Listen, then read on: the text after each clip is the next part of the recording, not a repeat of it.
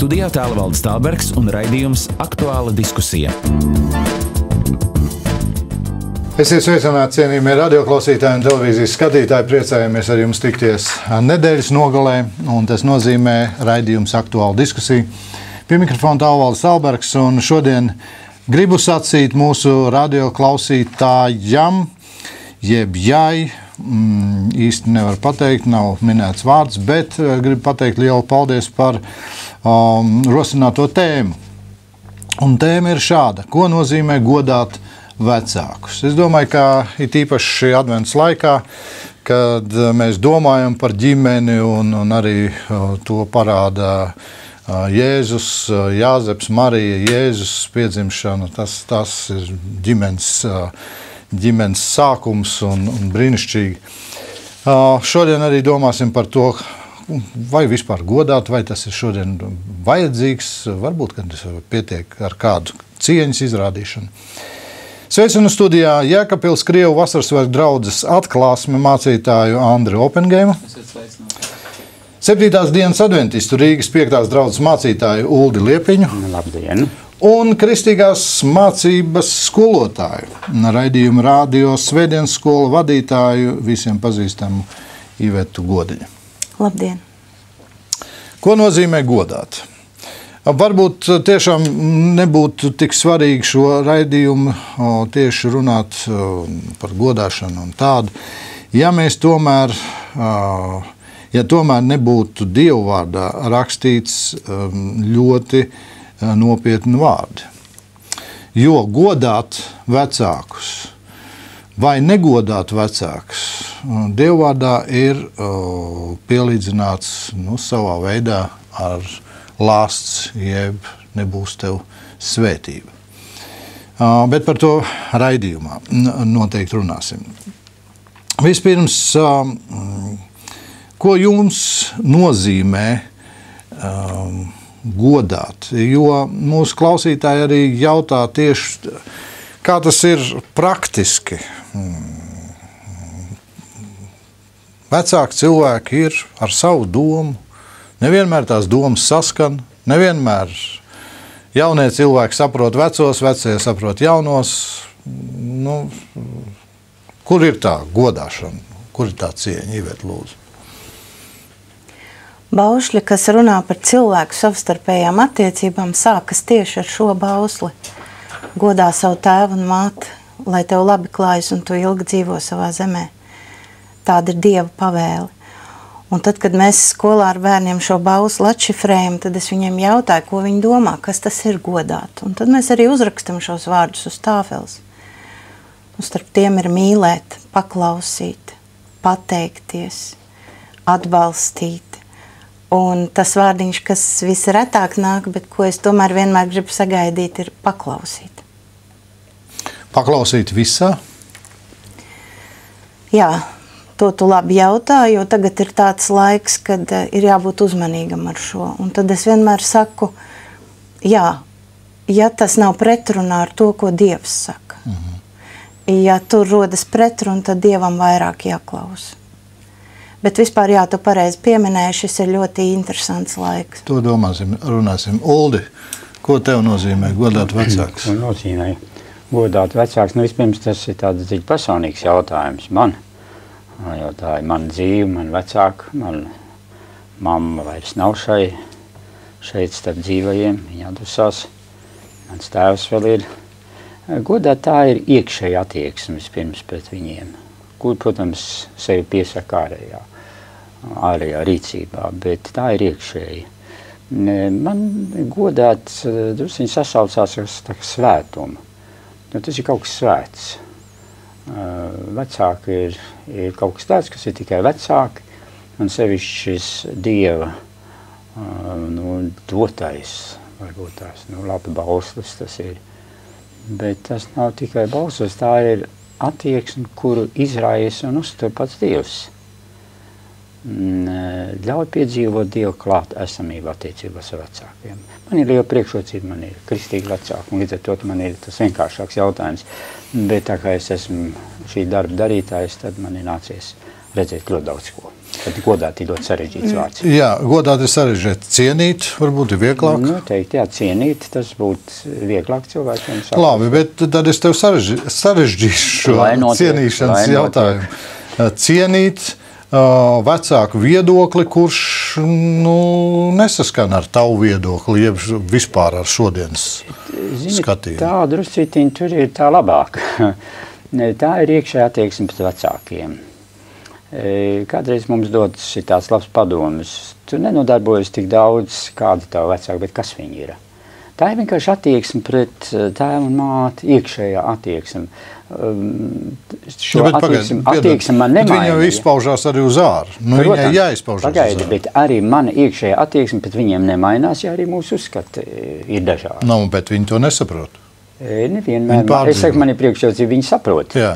Bet ir vecāki, protams, viņi tūdaļ jūtās aizskarti, viņi jūtās, kad negodā un neņem vērā viņu viedokli un tā tālāk. Bet šis godāšanas moments, tā ir cieņa pret vecākiem, tā ir iekšēja bijība viņu priekšā. Vienalga, lai cik varbūt viss būtu aizgājis neskur. Es zinu tāds gadījumus, kur vecāki zaudē pat veselo saprātu, viņi kļūst ļoti smagi panesam ģimenēs. Bet šais ģimenēs dažkārt arī laimīgi varam novērot, kad šī iekšējā attieksme, tas ir mans tēvs, tā ir mana māte, lai cik tas būtu grūti, cik gandrīz vai tas cilvēks jau vairs nav cienījams gandrīz, bet man iekšējā attieksme ir, tas ir mans tēvs, tā ir mana māte. Tā kā tāda attieksme ir, bet viņa nav pārāk daudz. Jā. Priekš manis godāt ir pirmkārt saprast to pozīciju, kādā viņi atrodas. Tātad Dievs ir viņus man devis, un tas ir viņu faktiskais svaidījums būt par tēvu, par māti, tāda tā pozīcija. Es, kad biju maziņš, es negodāju. Mamma un tētis varēja lamāties un visu, tādiem rupiem vārdiem pat teikt uz viņu. Ja? Bet es pieņēmu Kristu, es sapratu, ka tā ir tā autoritāte, kura ir ielikta man, un parasti pravietis viņš nav cienīts savā namā. Grūti godāt, vieglāk kaimiņu vai tur vēl kādu, bet es zinu manu māti, es no bērnības viņu zinu, es redzēju viņas kļūdas, es redzēju nepareizas kaut kādas rīcības, ja? Un man ļoti stipri patīk šī raksturvieta 1. Mūzes 9. nodaļā no 21. pānta rakstīts tā. Un Noa dzēra vīnu, un viņš piedzērās un gulēja kails savā teltī. Kad Hams, Kanāna tēvs, redzēja sava tēva kailumu, viņš to pateica saviem 2 brāļiem. Tad Šems un Jafets paņēma tēva virsvalku, un abi uzlika to uz saviem pleciem un atmuguriski iegāja un apsēda sava tēva kailumu, savas sejas nogriezdami, tā ka tie sava tēva kailumu neredzēja. Kad Noa pamodās no sava skurbuma, tad viņš dabūja zināt, ko viņa jaunākais dēls tam bija darījis, un viņš sacīja, lai Kanāns ir nolādēts, viņš lai kļūst par vergu savu brāļu vergiem. Un viņš sacīja, svētīs, lai tas kungs Šema Dievs, bet Kanāns, lai top par vergu. Redziet? Tātad es saprotu, ka ir lietas, kuras man ir jāapslēp. Man nevajag nest ārā. Ziniet, man bija tāda moments, ka es sev pieķēru un es lūdzu Dievu piedošanu. Es bieži par savu mammu stāstīju. Viņas mīnus citiem cilvēkiem. Nedrīkst to stāstīt.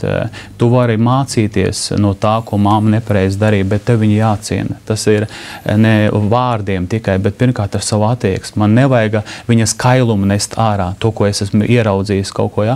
Bet man ir jāgodā ar savu attieksmi, tā kā tas kungs man liek. Ja? Tā ir autoritāte, un es nepacelšu savu mēli, jo es varēšu tās pašas kļūdas, es pielaidīšu, un es nesaņemšu pēc tam svētību. Paldies tev par šo raksturvietu. Mēs esam tad faktiski pieķērušies pie ļoti, ļoti asa jautājumu. Jau pieminētajā raksturvietā situācija. Vecāki dzer. Jā. Ko tur godāt?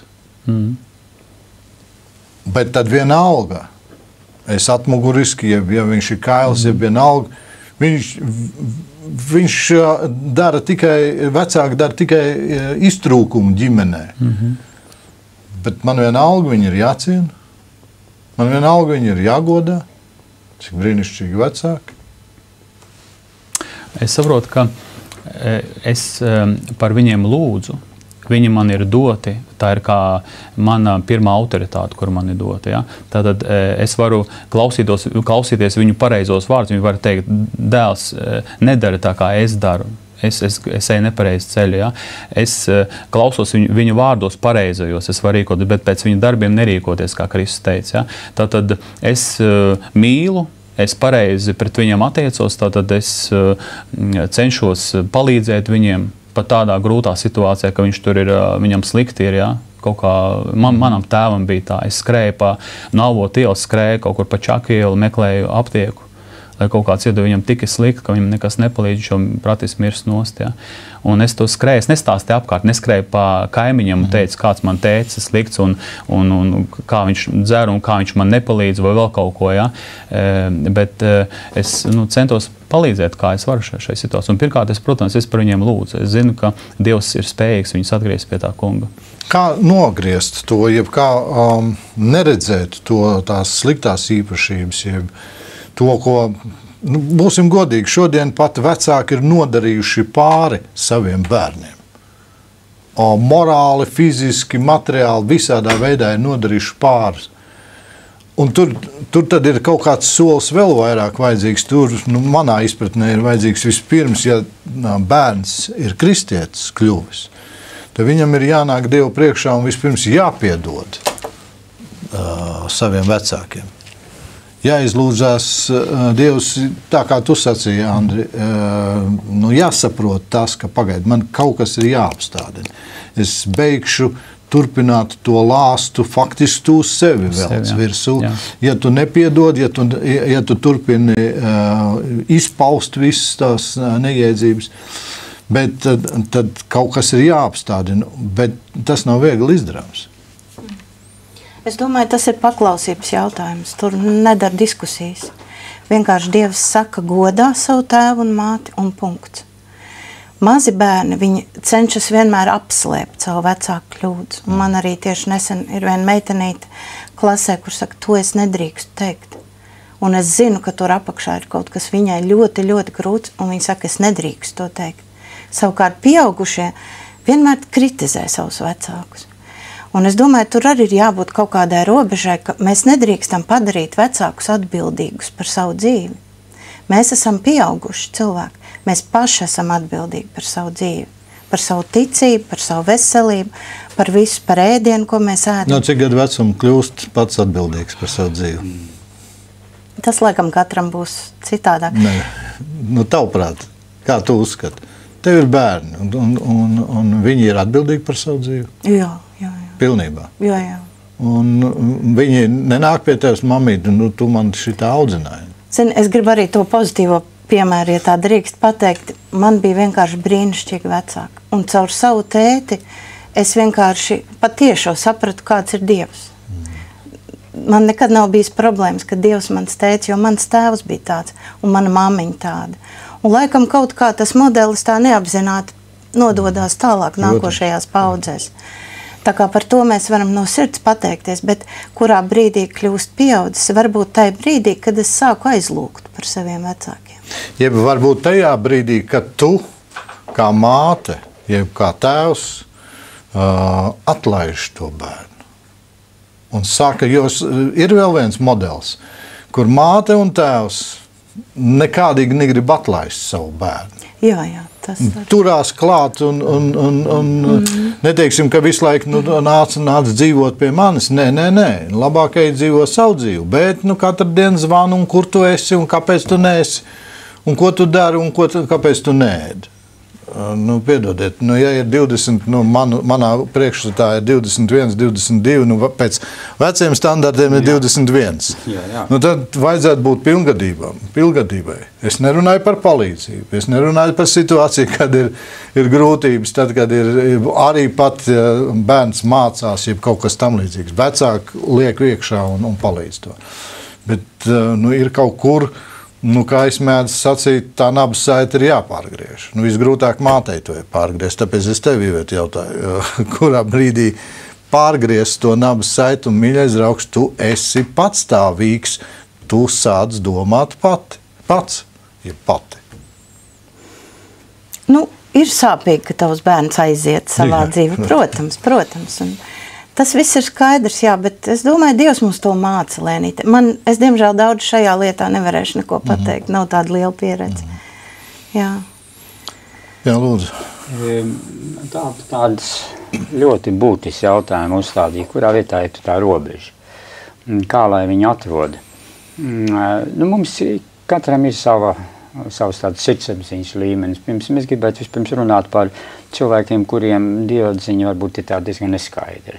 Bet viņiem vismaz ir attiecības vecāki un bērni, un tomēr kaut kur iekšēji bērni jūtas, ka vecāki viņiem ir ļoti svarīgi, viņi ir atbildīgi viņu priekšā, vēlāk tu novērtē, ko vecāki tevis dēļ ir darījuši, arī neskatoties, kā tu dzīvē gājis ir. Ir tāds sirdsapziņas moments. Un tomēr es atgriežos pie šī iekšējā. Andri, jums izdevās ļoti interesanti pasakīt, tā ir attieksmes jautājums. Un mēs dzīvojam tādā savādā attieksmju, tādā krīzē, tās attieksmes sāk mainīties, viņas pilnīgi tā kā tādā, liekas, ka tas viss ir tāds nevajadzīgs, kaut kas arhaisks un tā tālāk. Jā, šī kustība reizēm liek padomāt un visu izvērtēt, bet nedrīkstam zaudēt Dievu. Mēs nedrīkstam zaudēt Dievu kā tādu, kurš izraisa šo godāšanu. Viņš prasa to, viņš sagaida no vecākiem bērniem. Man parasti ir problēmas ar to, ka cilvēki it kā tā zina, ka tā jāciena ir vienam otru vecāks un bērns, bet tās rezerves nav. Viņi nevar, bez Dieva to nevar izdarīt. Uldi, tev ir bērni? Jā. Kā tu sagaidi? Kā vecīts, lai tevi godā? Ulda bērni visi klausīties tēvs, jo tuvojās Ziemassvētkiem.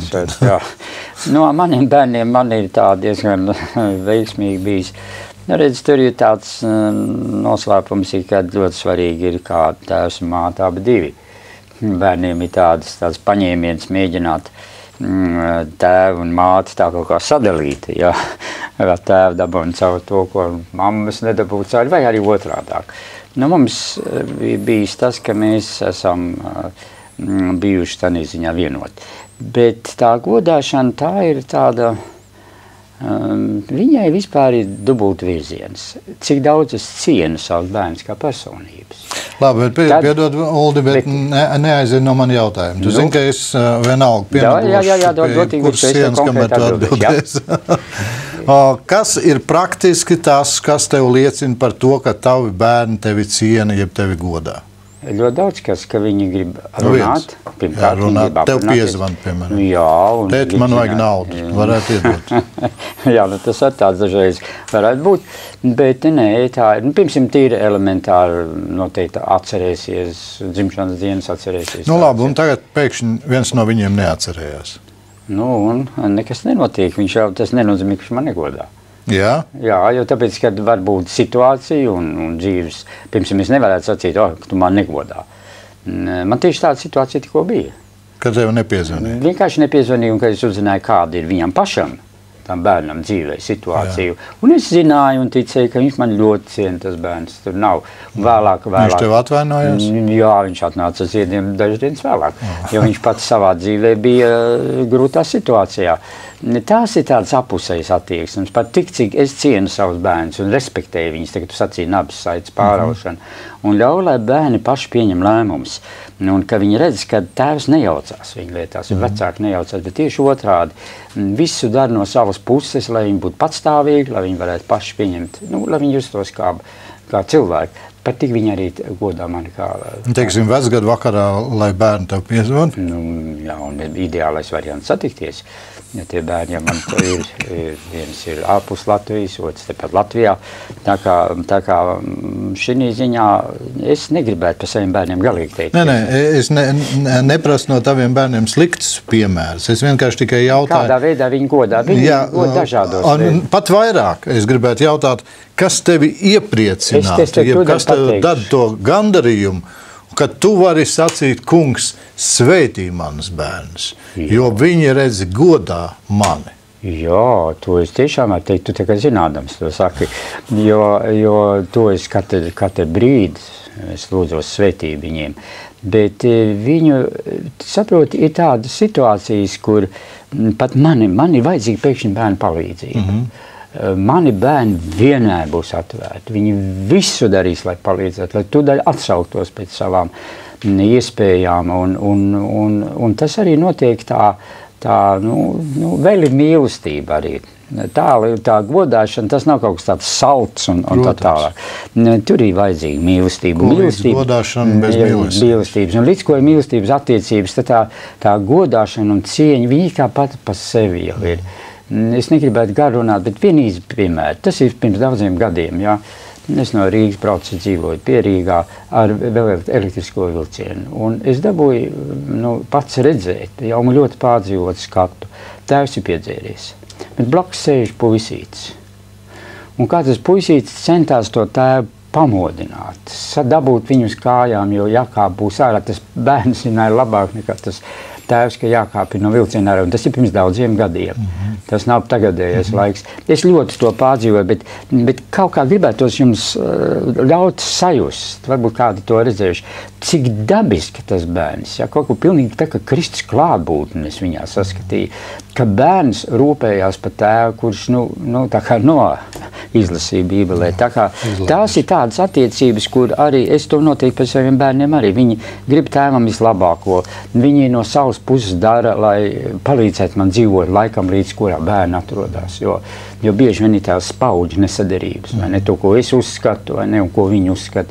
Un šī miedarbība, kad es respektēju viņu viedokli, viņi respektē mani, tā tur ir tāda cieņa. Bet tas tā pārāk ideāls, kā tā dzīvē ir ļoti Iveta, kas tev ir ļoti svarīgi, varbūt tas nav tas pareizais vārds, kas tev patiktu, tev iepriecinātu, kāda izpausme, kad tu saprastu, bērni patiešām manu cienu godu. Laiks un sarunas. Jā.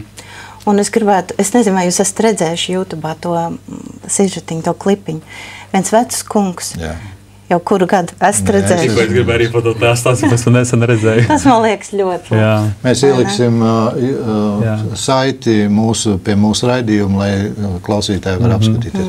Izstāstīja, tas ir ekscelents klipiņš. Kāds vecs kungs jau kuro gadu Ziemassvētkus pavada viens pats, un tā būs arī šogad. Un viņš tik ļoti grib satikt savus bērnus un mazbērnus, un viņš aizsūta viņiem ziņu, ka viņš ir nomiris.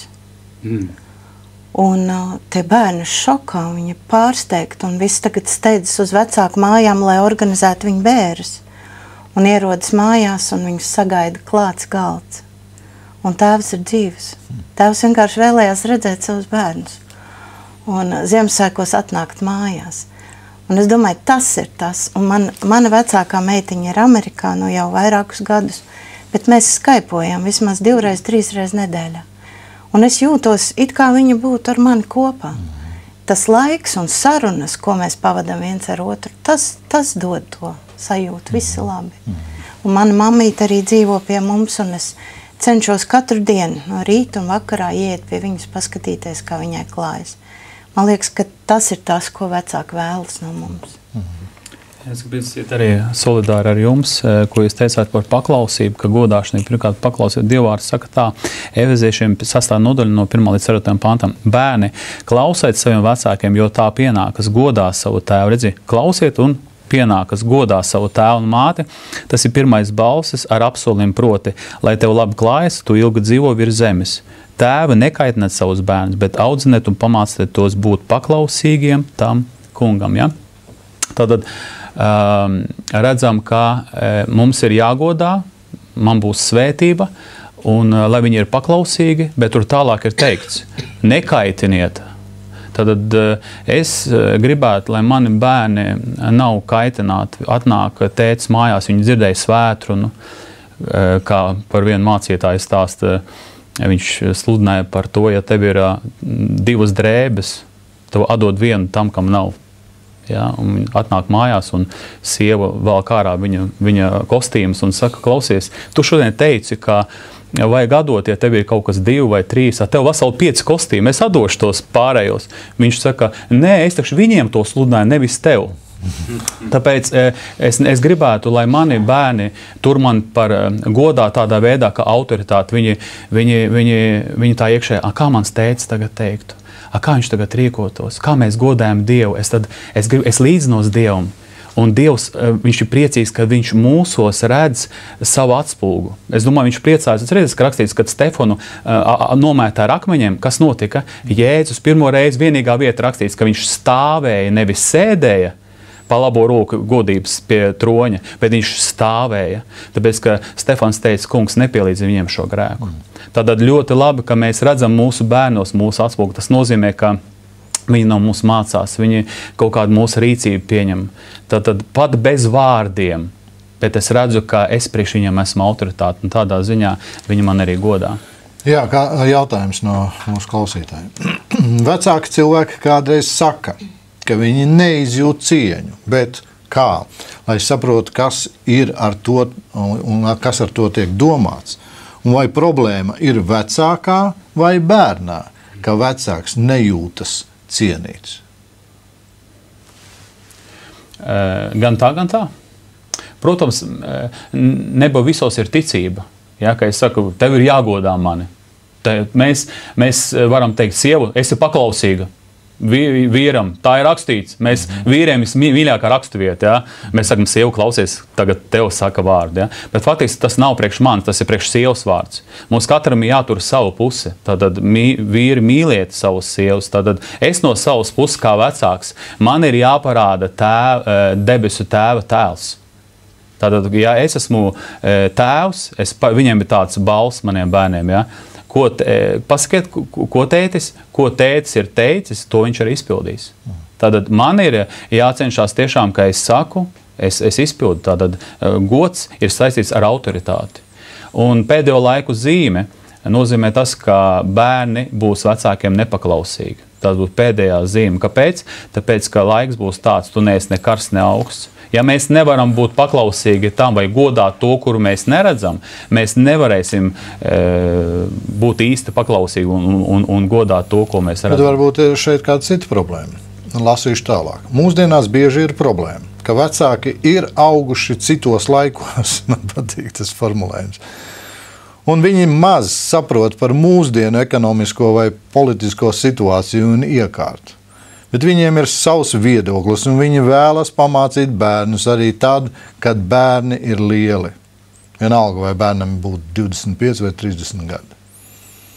Jūs iespējams teiktu, ka bērniem nav šādā vecumā jādzīvo ar vecākiem kopā, ja ir kādas nesaskaņas. Bet lielākā daļa Latvijā līdz 25 gadiem atsevišķu dzīves vietu nevar atļauties, jo ir jāpabeidz studijas. Labi, tā situācija ir dažāda. Nerunāsim pat, kad kopā dzīvo. Bet fakts kā tāds, es arī esmu audzis citos laikos. Un tālāk. Vai tad izēja ir tā, ka viņi saprastu šo laiku un tad viss būtu labi? Es domāju, tur viens egoists satiekas ar otru egoistu, vai ne? Un tad tā notiek.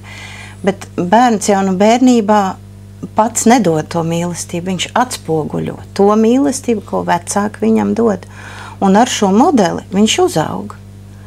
Un ja vecāki nav sākumā investējuši savu mīlestību bērnā, tad tur būs problēmas. Bet mīlestība viņa pārklāja visas politiskās režīmas un visas iekārtas.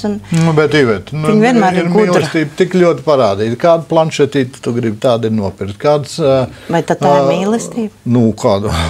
Kādu lelīti, kādu šitos te Lego klucīši, cik klucīši tu gribi? 100, jau ir 1000, jau ir lielā kaste, var likt lielos maisos.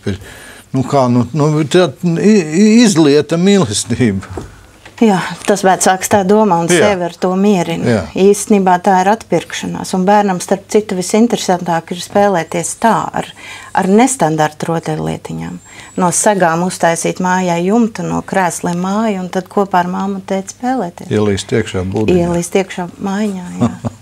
Veciem ļaudīm ir tā, kad viņi pieprasa sevišķu uzmanīgu apiešanos, jo vecāki cilvēki nevar tik viegli visu saprast.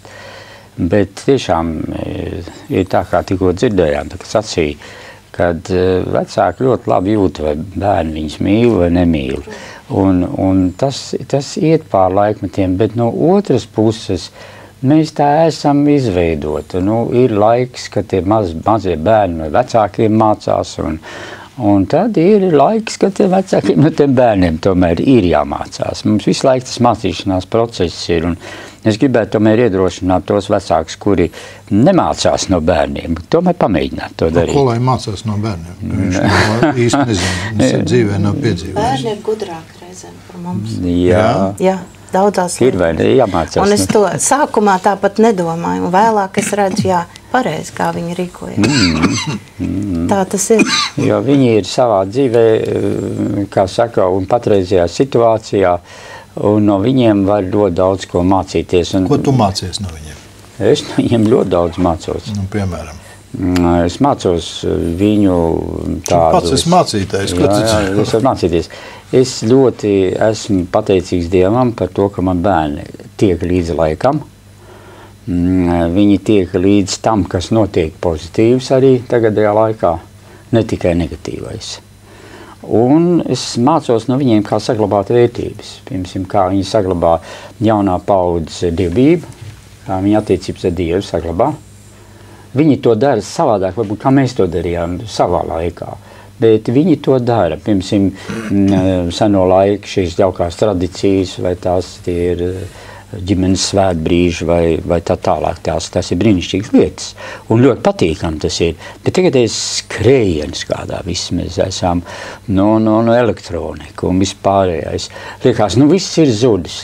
Ieskaties uzmanīgāk bērnos, un tu redzēsi, kā viņu sirds sauc uz Dievu, kā viņi meklē no viņa palīdzību, un kā Dievs padara mūs citam tik ļoti vajadzīgi un arī saprotam. Tā kā es no bērniem ļoti daudz mācos. Es ne tik no savējiem, es arī no bērniem mācos, un piedodiet, es varu arī mācīties no dzīvniekiem. Kāds cits jautājums? Situācija cita. Bērni ir atgriezušies, kļuvuši ticīgi, dievbijīgi, vecāki. Smējās par to visu. Un ko tagad darīt? Redzi, tik un tā, godāt un saprast, atdalīt to vēlnišķo, rakstīts, ka mēs bijām visi zem šī te gara, kurš ir tagad spēcīgs nepaklausības bērnos. Tad ir viņu dzīvē vēlnišķais, ja tas miesiskais, ja? Bet tik un tā skatīties uz viņiem tā, ka viņi būs ticīgi. Tad es par viņiem lūdzu, es viņiem esmu par piemēru tagad. Es gribu ar savu attieksmi, lai viņi ātrāk atnāk pie tā kunga. Nevis, ka es tagad kļuvu ticīgs, visu man ir Dievs autoritāte, tagad korban, ko tu vēl no manis vari pieņemt, ja? Un tad es varu negodāt, es eju uz draudzi, visu es pazūdu, ja? Tas ir tāds interesants variants, jā. Vecāki jau gados, ja? Es visiem uzspēju remonts uztaisīt, skapīšu pielikt, ja? Tāpēc, ka man godu vajag. Ko mani? Ko viņi man godu pateiks? Viņi man pateiks paldies. Man tas galvenais tagad tu saproti, ka pirmajā tava Jeruzalem, kur tev jāsludina, tas ir tavs nams. Tu ar visu iet glābt, tavi vecāki iet postā, tāpēc īpaši viņiem velta laika, viņi gados, viņiem tagad ir grūti. Varbūt viņi saka, mēs augām citā laikā dēliņi. Ja? Tas bija komunisms, mums tas ir grūti, jums jau jauniem, jums ir priekšā ceļš, jums vajadzīgi ir ticība priekš šīs dzīves, tāpēc tu ļoti labi. It kā priekš manis tas nav. Tāpēc tagad ar dzīvi pierāda, ka Kristus ir augšām cēlies. Viņi tevi pazīst no bērnības, tie vecāki, ja? Un viņi zina tevi, un tagad viņi ieraudzīs, kā Dievs spēja mainīt. Un tu pateiksi, mamma, tēti, redziet, Dievs man izmainīs, un jums ir tuvu mūžība. Tāpēc atgriežties, atnāciet pie tā kunga. Jūs varētu dot kādus piemērus, teiksim, kā tomēr parādīt cieņu, jeb to godu šādiem vecākiem, kur faktiski nemaz negrib, ka tu viņiem piezvani. Viņi pasaka, liec mums mieru, jo mēs zinām, tu esi tur jau samaitāts ar savu reliģiju, jeb ticību, mums nevajag. Jo vienmēr tad, kad kaut kāds kontakts notiek, sanāks īsais savienojums. Es domāju, ka te ir tā kā mīlestība. Atcerieties, Izraēla tauta vajadzēja ap Jēriku apiet 7 reizes. Un vēl pēdējā dienā 7 reizes apiet vienā dienā ap to Jērikas mūriem. Un kas notika ar tiem mūriem? Viņi sagrūva. Tāpēc rakstīts, nepieklusīsim labu darīt. Tik un tā tie ir tavi vecāki. Tu esi viņu dēls. Varbūt viņos var būt ļaunais, kas iekšā bunto, tas ļaunais gars, jo mēs kādam esam smarža uz nāvi, ja? Bet mēs varam lūgt par viņiem, Dievs glāb. Sātan, es aizliedzu tev darboties caur viņiem. Un man ir spēks, un es vēl draudzi lūdziet par maniem vecākiem, ja? Un Dievs spēj tos mūrus sagraut. Bet man jāpiezvana. Man puķis jāatnes, man dzimšanas diena, ja? Aiznes puķis savai mammai. Tev visi dāvina puķis, tu piezvani, tu vari pateikt, es mammai saku, mamacīt, tu man esi pat labākā. Es zvanu viņai, es saku, mamacīt, paldies tev par tām naktīm, kad es slimoju, ka man bija ļoti grūti, tu man nāc palīdzēji. Es viņai piezvanu, viņai tik, viņai tas patiekami. Es atceros to labo, ko viņa manā dzīvē darījusi. Nekad nevajag teikt, mama, tu man nekad neko labu neesi darījusi. Nekad, viņa tev piedzemdējusi ir. Viņa neuztaisīja abortu. Tu nekad nedrīkst teikt, nekad. Nedrīkst tā kategoriski nekad teikt. Ja viņi kaut reiz tev ir izdarījis kaut ko labu, nedrīkst teikt, ka nekad. Viņi tev pat ar krūti baroja. Jau ir pozitīvs. Ja? Un tāpēc izcelt tās labās puses, kas ir mammai, par sliktām pusēm lūgt Dievu. Dievs atgriez viņu, izmaina viņas dzīvi. Un nebaidīties arī, jo, ja tu lūdz par vecākiem, kas vēl nav atgriezušies, viņi visu laiku prasīs tavas neviltotās mīlestības pierādījumus. Tev visu laiku sāpēs kaut kas. Jo viņi visu laiku prasīs, lai tu to pierādi. Tā kā Jēzus pierādīja Dievu mīlestību ar savu dzīvību, ar savu upuri. Un nebaidīties no tā. Tas ir pilnīgi normāls ceļš. Bet arī stipri ticēt, ka ja par kādu cilvēku mēs Dievu lūdzam, tur kaut kas notiks. Un viņš neies pazušanā. Tie ir ļoti labi praktiski ieteikumi. Paldies jums. Vienīgi man ir sevišķi kā mācītājām un ar ilgu pieredzi šādi gadījumi ir bijuši. Ir bijuši no abām pusēm. No vienas puses ir, ka bērni pieņem Kristu un kļūst kristieši un ticīgi cilvēki, un vecāki ir ļoti sašutuši un pat tik tālu aiziet, ka turpmāk tu mūs nesauc par vecākiem. Un arī otrs variants ir, kad bērni saceļās pēc vecākiem, tāpēc, ka viņi ir vai kļuvuši kristieši un tā tālāk. Šeit diezgan sarežģītās situācijās tur pirms aiznes tos ziedus, ja sviež atpakaļ un nelaiž iekšā, un tie konflikti reizēm ļoti asi un aizvainojoši un smagi. Es citu risinājumu nekad neesmu atradis kā tikai to, kas Bībelē sacīs, Dievam būs vairāk klausīt kā cilvēkiem. Kad vai no bērni, kuri ir varbūt šī cietēja lomā, ka vecāki viņus nesaprot pareizi, kāpēc viņi ir kristieši kļuvuši, viņiem Dievs ir tomēr augstākais. Un ne tādā nozīmē, kad Dievs kā tāds egoisms Dievs, bet Dievs kā mīlestības Dievs. Un Dievam viss lietas iespējams, es biju par lūkšanām, un arī otrādāk. Dievs ir vairāk kā cilvēks. Un tad pienāk žēlstība, kad varbūt dažreiz ilgs laiks vajadzīgs, kad arī tie vecāki, kuri ļoti nikni bijuši savā laikā pēc bērniem, viņi redz, ka dzīvē Dievs ir tikai svētība, nes bērnu dzīvēm un tā tālāk. Viņi nomierinās un viņi varbūt daudz ko mācās. Bet princips Dievam vairāk kā cilvēkiem. Ko darīt situācijā, ja vecāki ir izdzinuši bērnu ārā? Jā, tādi gadījumi ir. Ko darīt? Tur ir atkal, mēs varam runāt par visu veidu buķeti traumām. Morāli, garīgi, psiholoģiski. Ja es teicu, nedomājieties matnes mieru virs zemes, bet zobeni. Šķelsies, un kristietim, kad viņš atnāca pie tā kunga, ir jābūt gatavam uz tādu, ka pat vīrs var teikt, es tev atstāšu, tu esi kristieti palikusi. Ja?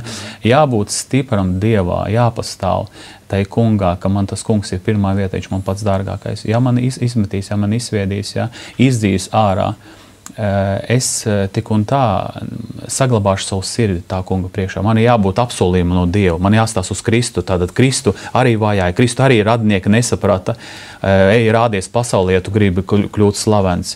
Bet ja es savu sirdi saglabāju, tāpēc svarīgi neapvainoties, svarīgi neielaist apvainošanos savā sirdī, lai tu varētu efektīvi par viņiem lūgt pēc tam. Lai pēc tam viņos varētu šī sirdsapziņa pamosties un lai jūs varētu saliekt mieru.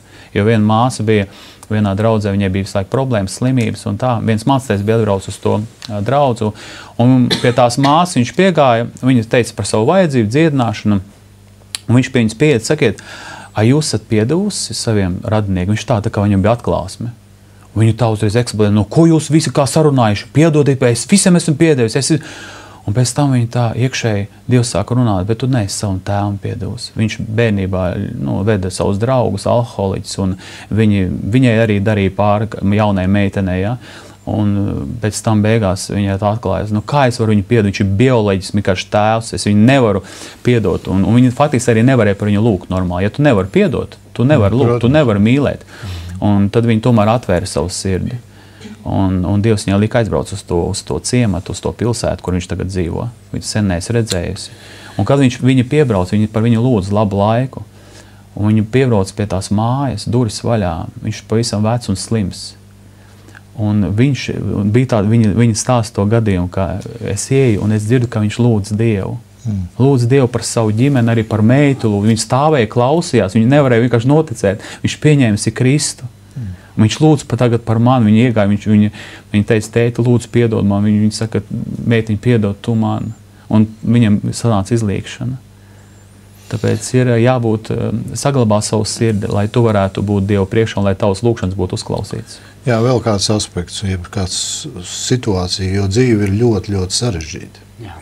Un šeit es varbūt uzdodu jautājumus, bet tas nenozīmē, ka es kaut kādā veidā pārmetu tiem cilvēkiem, kuri nevar, nav izdevies. Absolūti ne.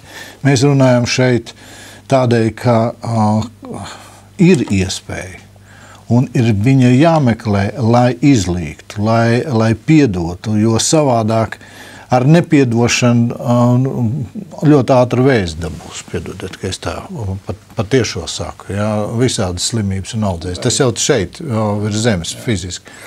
Kur nu vēl garīgā plāksnē? 5. Mūzes grāmatā 5. nodaļa, jau visiem labi zināmās 16. pants. Tev būs savu tēvu un savu māti godāt, kā tas kungs, tavs Dievs, tev to ir pavēlējis.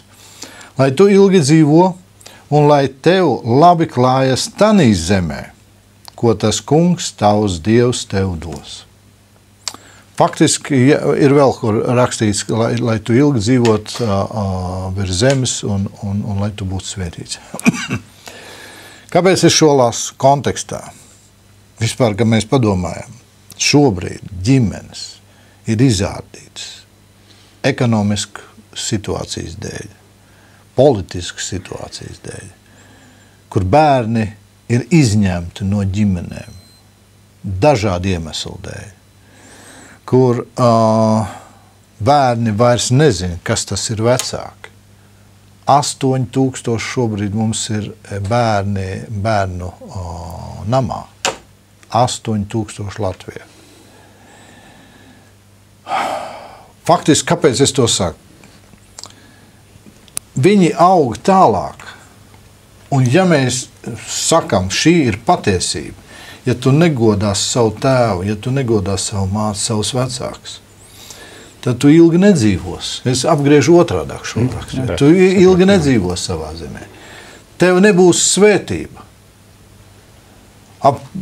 Faktiski, paskatieties, vesela, jau es gribu sacīt, daļa paaudzes, ne jau visa paaudzes, bet daļa paaudzes, ir šobrīd ķīlnieka statusā savā veidā. Tikai tāpēc, ka ekonomiski iemeslu dēļ vecāki bija spiest aizbraukt. Un tur varbūt ir izšķīrušies, jau apprecējušies un palikuši. Bērni ir palikuši pie mamītes, pie omītes, ja vēl kaut kur labākajā gadījumā. Sliktākā gadījumā jau ir bērnamā. Kā tagad šo dabūt atpakaļ, jo te ir vajadzīgs izlīgšana. Tātad te ne tikai no bērnu puses vien, es šobrīd vairāk runāju uz vecākiem, kur vecāki jūs esat šajā brīdī, kas jums ir tas bijis, tas galvenais? Vai, es saprotu, ir krīze un ir jāsamaksā kādu parādu, ja vēl kaut kas, es nevienu netiesāju, lūdzu saprotiet pareizi. Bet vai nav diezgan bieži situācija tā, ka nopelnīt, es dabūšu naudu, un tad mēs varēsim ģimeni dzīvot. Un tur vairs nav no ģimenes nekā, ne bērni, Un kā to vērst atpakaļ? Varbūt jums ir pat kādi piemēri. Es varbūt gribu vecākiem pateikt. 3. klasi noslēdzot ir tāds noslēguma pārbaudas darbs kristīgajā mācībā. Un viens no uzdevumiem ir tāds: uzraksti 2 rīcības piemērus, kā tu vari saviem mīļajiem parādīt, ka tu viņus mīli. Bet nevis ar vārdiem, bet ar rīcību. Un viens bērniņš bija uzrakstījis: es pakasītu muguriņu. Un man liekas, mīļie vecāki, pakasiet muguriņu saviem bērniņiem un esiet pie viņiem klāt. To nevar izdarīt caur Skype. To nevar izdarīt. To nevar. Viņiem vajag to pieskārienu, viņiem vajag mīlestību. Viņiem vajag būt klāt. Un ja tiešām tā ir tāda situācija, kā tu tagad saki, es nezinu, es vienmēr redzu visu citādāk, es redzu visu labāk, bet ja tiešām tā ir, kā tu saki, tad tas ir ļoti, ļoti bēdīgi. Bērniņam vajag savus vecākus fiziski klāt. Un to nekāda nauda nevar atsvērt. Absolūti nekas. Tieši tā. Tiešām tā ir, ka dzīve ir sliktāk, kā mēs varam iedomāties. Labi, kad ir iespējams dzīvot citā vidē, pat šeit. Kā to izlabot, ko tu sacīji, ja? Man šeit ir lielais jautājums, un arī godīgi pasaka, es nezinu vairs. Bet ko es zinu? Ja mēs kaut ko tādu varam viens otram līdzdalīt, mēs galvā esam ticīgi cilvēki. Un pat 2 cilvēki, kuri apzinās šīs nastas baismumu un grūtumu, ja viņi pa īstam griežās pie Dieva un lūdz Dievam, pirmkārt žēlstību, gudrību, iespējas, tad Dievam viņas ir. Un viena no ļoti lielām nelaimēm ir tā, ka vecāki, kuriem Dievs garantē, lai viņi tik godāti, viņas vairs nav godāšanas cienīgi, jo vecāki atļaujās tādas lietas pret bērniem. Tēvi pamet ģimenes, krāpj un tā tālāk, kā lai viņas godā bērni. Vai nebūtu laiks atgriezties no grēkiem, bet mēs nevaram ar to izdarīt.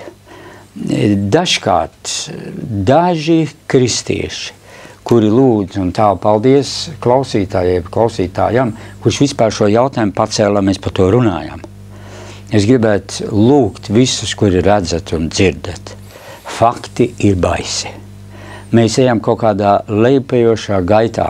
Draudzēs laužās šīs pašas nelaimes iekšā. Mums nevajag izskaistināt dzīvi, jo citādi mēs dzīvojam rožainās lietās. Apzināmies realitāti. Dievs saka, man nav nast par grūtu. Vienojamies kopējās lūgšanās un esam gatavi darīt to, kas ir saprātīgi, kas ir taisnīgi un kas ir pēc Dieva labā prāta, lai Dievs ir atkal savā vietā. Jā, es domāju, ka situācijas gadās un arī vecākiem ir jāatzīst savus kļūdas. Ja ir gadījies, ka viņš ir aizbraucis, viņam bija jau tāds spiediens un pietrūka ticības palikt šeit, un kad Dievs gādās, pat lūdzis esi, ja, un neesi sadzirdējis līdz galam Dieva balsi, kā man rīkoties, un te bija vienkārši piedāvājums uz kaut kādiem mēnešiem, un nebija pareizi, bija atstājis ģimeni, un sanāca ne uz 3 mēnešiem aizbraucā, lielais tur tas saucamais rublis ievilināja, ka vēl pastrādāšu, un tu redzi, ka bērnam nebija pietiekama aprūpe, sievai nebija pietiekama aprūpe. Kas jāizdara? Es domāju, ka no mūsu puses, ja vecāki, ja, mēs darām kaut kādas kļūdas, mēs esam pieļaujuši, mēs neesam, kā rakstīts, ka vecāki sagatavo mantojumu saviem bērniem. Ja. Neesam nekādu mantojumu garīgi iedevuši viņiem. Ja.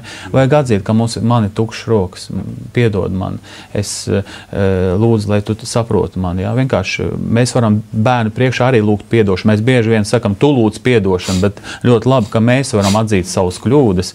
Un tas arī dos, ka mans mamma, tēvs var atzīt, tiešām viņi var vienmēr atnākt un pateikt, ka es nebiju pareizi rīkojies, manā dzīvē ir kļūdas, un tas vispār cilvēciski, un tas būs svētīgi. Bet es arī gribu iedrošināt vecākus, meklējiet labus piemērus, un meklējiet tādus draugus, kuriem tas ir izdevies, un kuri jūs var atbalstīt, no kuriem kopā jūs varat būt, un meklējiet to draudzēs, jo tomēr laba apņemšanās ar labām apņemšanām ceļš uz elli bruģēts, vai ne?